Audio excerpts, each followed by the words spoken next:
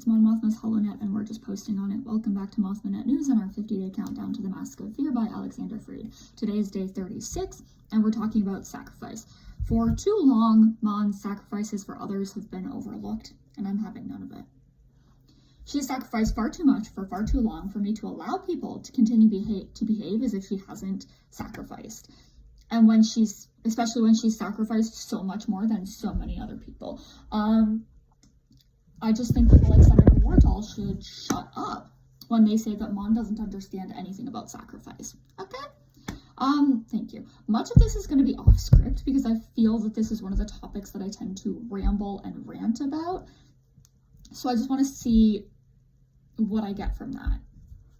But I do have points that I want to address here as well, so it's more of like a guided rant. First of all, I want to just say, like, if you have no choice but to do something, that's not really a sacrifice, is it? You know? Also, if you sacrifice in order to receive praise or whatever for doing that, I don't really consider that a sacrifice, all right? Because you're doing it for the potential of a reward at the end, whether that's somebody being like, oh my gosh, you're so wonderful, blah, blah, blah. No, Mon is literally doing this for the good of the galaxy, and that's just the type of person that she is. So first of all, right after the Declaration of Empire, Mon was literally jailed for speaking out against Palpatine. For speaking out against him while he was still Supreme Chancellor, before he fashioned himself into a dictator. She knew that Palpatine was a no-good, dirty, rotten fucking weasel, and she spoke out against him for the betterment of the galaxy, and was jailed for that. Yeah.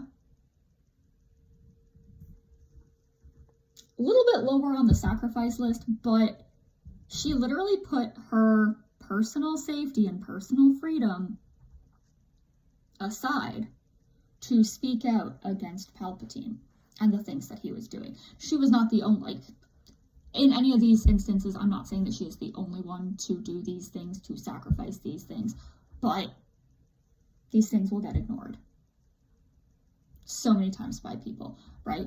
Bale was also jailed. Padme probably would have been jailed. You know, there are so many senators that got jailed. But yes, Mon was one of them. And she had to sacrifice some of her beliefs. This is in the Rebel Files. This book here.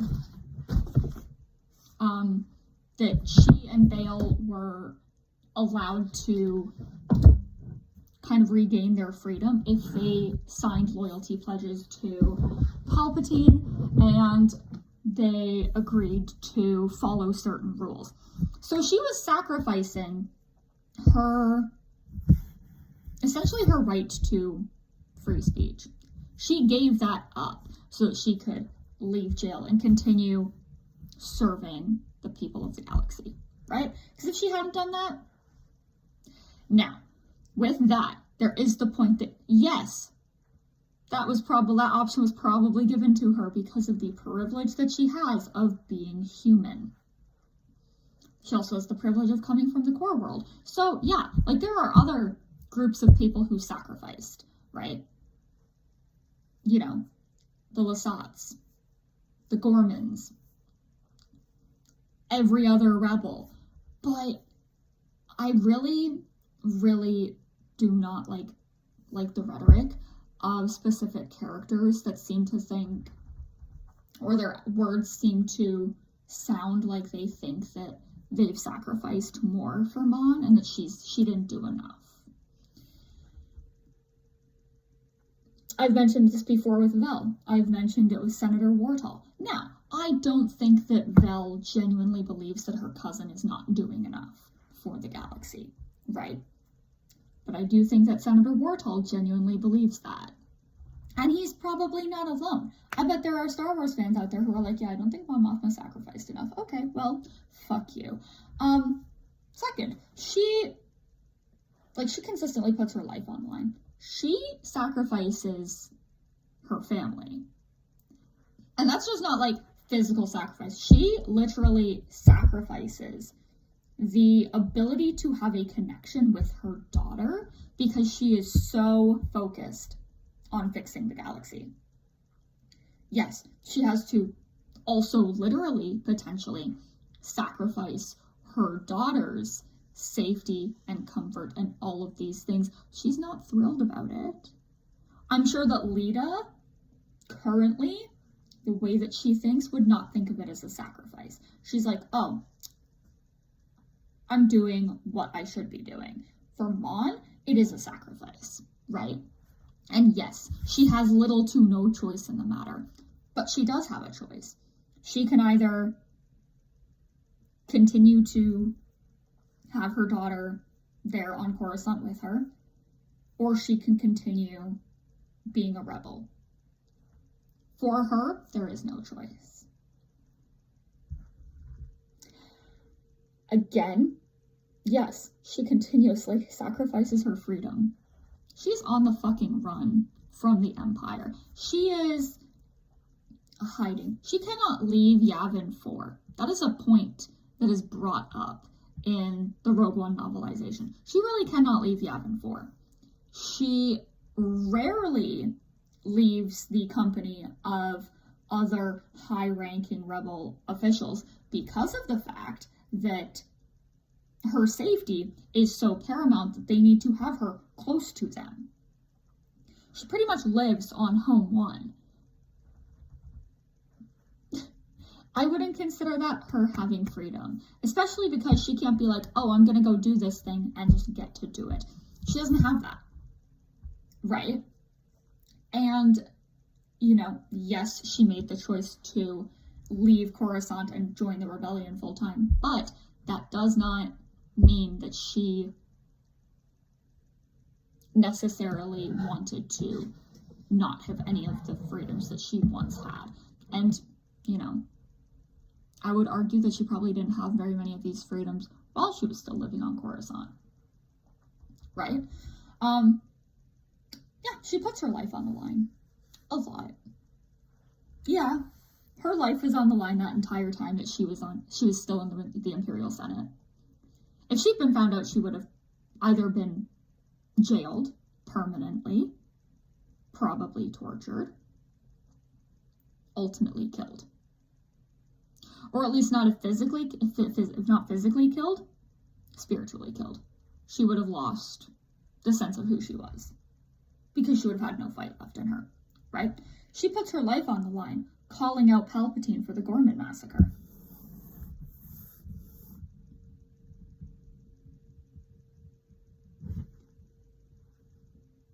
Full stop. Right there. Life on the line. She had to flee Coruscant because of it.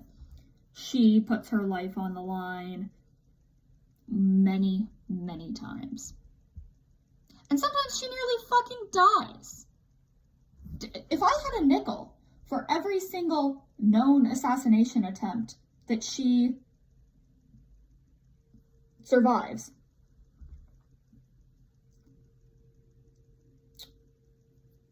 I'd have at least 3 nickels, which isn't a lot, but it's kind of horrifying. There were 2 in the Aftermath trilogy alone. And then we have the Rebellion one-shot. And I don't know, I just think that it'll be weird if someone is genuinely trying to assassinate a politician. If a fascist regime is intentionally, time and again, trying to kill an opposing politician, that probably means that they're doing something that they don't like. Now, I'm not gonna fucking get into it because talking about assassination attempts on political figures, I don't want people coming for me. So, there are real and fake assassination attempts. Let's just be clear here. The ones against Mon were all real. Let's just say the one that the Jedi tried to do against Palpatine, kind of fake, actually. Kind of fake. Lightsabers didn't need to be drawn at all. That fight didn't need to happen. And long story short, I do think Mace Windu was correct that Palpatine was too dangerous to be left alive. Do I think that Windu should have put himself into the position of judge, jury, and executioner? No. Do I also see that the courts at the time of the Republic, were corrupt and wouldn't have found him guilty of shit? Yes. However, there are very, very real threats against Mon's life throughout the entirety of the Imperial era. She has bounties on her head, assassination attempts, and she's not the only one, but I have never seen anybody say that Leia didn't sacrifice enough. And prior to the bounties from the Hutts on Leia's head, after she killed Jabba, after she became the Hutt Slayer, if you tallied it all up, Mon had the highest number when you broke it down, like, monetarily, on her head. They wanted her dead because of the things that she was doing, because she was willing to sacrifice so much in order to bring about galactic peace. So doubting Mon's sacrifice, or saying so-and-so sacrificed more, so-and-so sacrificed this, so Mon's sacrifice doesn't count, or her sacrifice is negated by this, bullshit. That's it. There's no reason to discount her sacrifice unless you want to play, like, some stupid game to win some stupid prize, because I'm not here for that, right? Many individuals and groups of people fought and sacrificed so much to bring down the Empire. So much to, essentially, restore the Republic that Palpatine had stolen and turned into an empire. And Mon is one of those few characters that I literally see get called out time and again within the confines of the story. People just like, oh, you just don't get it, you just don't get it, you just don't get it. She does. And the most glaring example of this, of course, is Senator Wartall in the Aftermath trilogy, specifically Empire's End. He had no right to be like, oh, well, my people did this, my people did that. You don't understand sacrifice. She does. She understands sacrifice in fighting against an empire far more than anyone whose rhetoric is more aligned with the Empire than that of a free society. That's it. For now, again, I feel like maybe I could reopen this topic after the Mask of Fear, but I might not. Anyways, if you've come to the end of this semi-short video compared to some of the other ones I've put out recently, but I think I've earned it. And you still think that she hasn't sacrificed, or that she hasn't sacrificed enough, that's 100% on you. Freedom, family, hell of a lot more than most people in her position sacrificed, wouldn't you say? Her life being on the line, multiple assassination attempts, like, she knows about sacrifice. Anyways, tomorrow's day 37 of the countdown, and it's going to be a bit more of a structured video, probably will be longer than this, and we're going to be discussing some of Mon's speeches throughout the history of Star Wars. I will probably end up reading some of those speeches and breaking them down. Maybe, maybe not. I don't know. I'll do what I want. That's what I do. In the meantime, before I go, I'd like to once again put out that periodic reminder that if you haven't pre-ordered The Mask of Fear, please do, and also please request that your library acquire a copy or two as well. You should all have library cards, and if you don't have one, you should look into getting one. Libraries are important resources now more than ever, especially for my American friends, with all the talk about, like, with all the book bans and all the talk about, like, defunding libraries and the restrictions being put on libraries in various states. Libraries are for community and education, and fascists really hate libraries and community, so tell the local fascies and the fascies at every level to suck it by getting a library card and supporting your community, supporting education, supporting reading, and all of the other great things that your libraries do for your community. See you tomorrow.